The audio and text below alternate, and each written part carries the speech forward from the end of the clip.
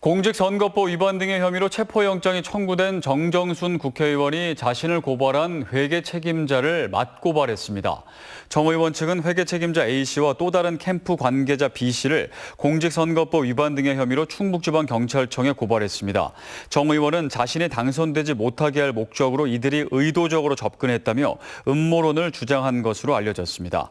경찰은 고발장이 접수됐지만 아직 수사는 시작하지 않았다고 밝혔습니다. 과학 발전과 함께 문화재 관련 기술도 눈부시게 성장하고 있습니다. 특히 디지털 3D 스캔 기술은 문화재 보존과 복원, 연구에 획기적인 기술인데요.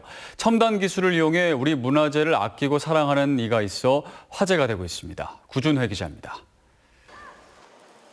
개화기 청주 지역에 처음 들어선 서양식 건물인 청주 양관입니다. 첨단 장비와 드론을 이용해 건물 구석구석을 꼼꼼히 스캔합니다. 수집한 자료를 컴퓨터에 입력하자 양관이 가상 공간에서 다시 살아납니다. 3D 자료는 화재나 지진 등 피해 복구와 연구 자료로 유용하게 쓸 수 있습니다. 화재를 입었던 숭례문도 미리 확보해둔 3D 자료 덕분에 원형 복원이 가능했습니다. 조밀한 점 데이터는 사람이 직접 실측하기에는 너무 많은 시간이 걸리고 비용도 많이 소요가 되는데요. 3D 스캐너는 아주 조밀한 부분의 데이터를 얻을 수 있다는 장점이 가장 큰 것 같습니다. 아파트 단지로 변한 청주 테크노폴리스 유적도 3D 자료로 남아 마치 비행기에서 내려다보듯 실감나게 살펴볼 수 있습니다. 정성혁 교수가 지금까지 모은 문화재 3D 자료는 3,500점이 넘습니다. 일주일에 두세 번씩 전국을 돌며 자료를 수집하고 있습니다. 하지만 정 교수는 고고학자가 아닌 측량 전문가입니다. 문화재가 좋아 20년째 하고 있는 취미 활동입니다. 수집한 자료는 한국학중앙연구원 등 필요한 곳에 무상으로 제공하고 있습니다. 출장을 간다 그러면은 몇 건씩 연락이 옵니다. 거기 근처에 가면은 어떤 게 있으니까 좀 기록을 해줬었으면 좋겠다라는 그런 요청들이 많이 들어오고 있고요. 그렇다고 쉬운 작업만은 아닙니다. 한 달이면 8테라 용량의 자료가 쌓이다 보니 갈수록 자료 관리가 힘들어지는 게 고민입니다. 개인이 관리하기에는 좀 굉장히 많이 부담이 되고 있어요. 그래서 이거를 종합적으로 좀 아카이빙을 해서 관리를 해줄 수 있는 기관, 그런 기관과 같이 할 수 있는 그런 기회가 되었으면 좋지 않을까. 첨단 기술로 소중한 문화유산을 지키는 정성혁 교수는 상대적으로 주목받지 못하는 비지정 문화재 자료를 수집하는데 앞으로 더 많은 노력을 기울일 계획입니다. CJB 뉴스 구준혜입니다. 지난날의 영화조차 희미해지는 구도심에 생기를 불어넣는 일은 대부분의 지방 중소도시가 직면한 난제일 텐데요. 이런 구도심에 볼거리와 즐길거리를 만들어 시민들과 관광객들이 모이는 사계절 축제장을 만들 수 있다면 그야말로 최상의 시나리오겠죠. 오늘은 첫 순서로 도심 속 폭포와 개울을 조성한 제천 문화의 거리를 이윤영 기자가 다녀왔습니다. 도심 한복판에 폭포가 시원한 소리를 내며 흘러내립니다. 형형색색 아름다운 조명으로 장식된 계곡물은 도심을 가로지릅니다. LED 화면 위로 발걸음을 옮길 때마다 물결이 일며 놀란 물고기가 헤엄쳐 도망갑니다. 서울서에 손자가 와갖고 같이 나와봤는데 잘해놓고 참 좋네요. 그전에는 막 좀 찜찜했는데 이제 막 여기가 중간이가 있으니까 막 저쪽이 좀 왔다 갔다 할 수 있고 막. 제천시가 원도심 활성화를 위해 야심차게 내놓은 이른바 달빛 정원. 물의 도시 제천의 특성을 살린 자연폭포와 340m에 이르는 자연수로. 여기에 반고흐, 단원 김홍도 등 명화작품을 수놓은 원형 구조물을 비롯해 대형 샹들리에는 제천 10경이 펼쳐집니다. 단순히 보고 즐기는 경관 조명이 아니라 지금은 시민들이나 관광객들이 직접 체험하고 즐길 수 있는 그런 컨셉으로. 하지만 얼마 전만 해도 제천의 최대 번화가였던 이곳 문화의 거리는 지역경제 악화와 도심 공동화로 몸살을 앓아왔습니다. 3년 전만 해도 6개에 불과했던 빈 상가는 지난해 32개로 5배 이상 늘었습니다. 전체 86개 상가 가운데 32개, 40% 가까이가 문을 닫을 정도입니다. 그러나 음식 특화거리 조성에 이어 도심의 핫플레이스로 달빛 정원이 공개되면서 사람들의 발길이 눈에 띄게 늘고 있습니다.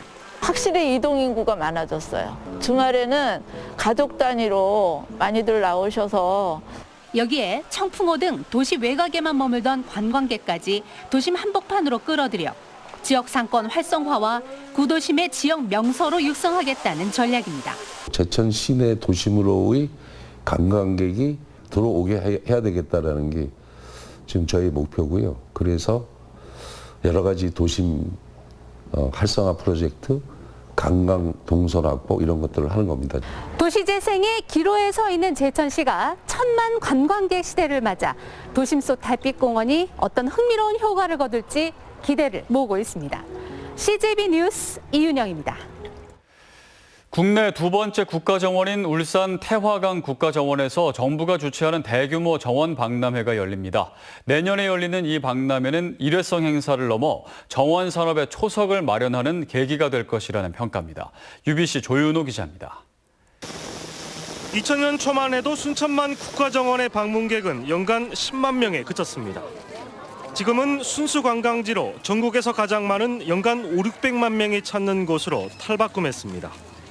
1등 공시는 지난 2013년 440만 명의 방문객을 끌어모은 국제정원 박람회.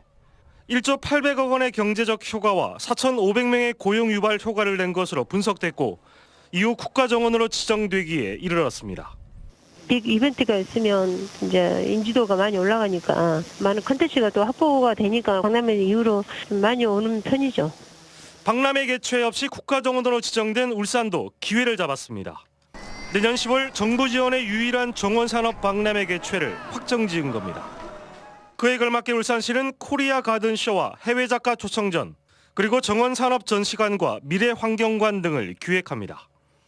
보고 전략기는 기존 정원의 틀을 넘어서서 친환경 그린 뉴딜 시대를 맞이하여 정원을 친환경 산업으로 육성하는 방안을 단계적으로 강구하도록 하겠습니다.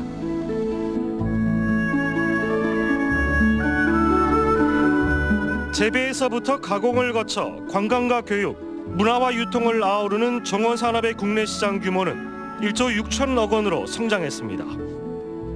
정원 산업을 일으킬 기틀은 마련됐습니다. 울산의 부족한 정원 인프라 속에 어떻게 일자리와 미래 먹거리로 연결할지가 과제입니다. UBC 뉴스 조인호입니다. 다음 소식입니다. 어젯밤 10시 10분쯤 괴산군 불정면의 한 양계장에서 불이 나 50분 만에 진화됐습니다. 이 불로 양계장 4동이 소실되고 병아리 2만 5천 마리가 죽는 등 소방서 추산 4,700만 원의 피해가 났습니다. 경찰과 소방당국은 펑소리와 함께 불이 났다는 양계장 관계자의 진술을 토대로 화재 원인을 조사하고 있습니다.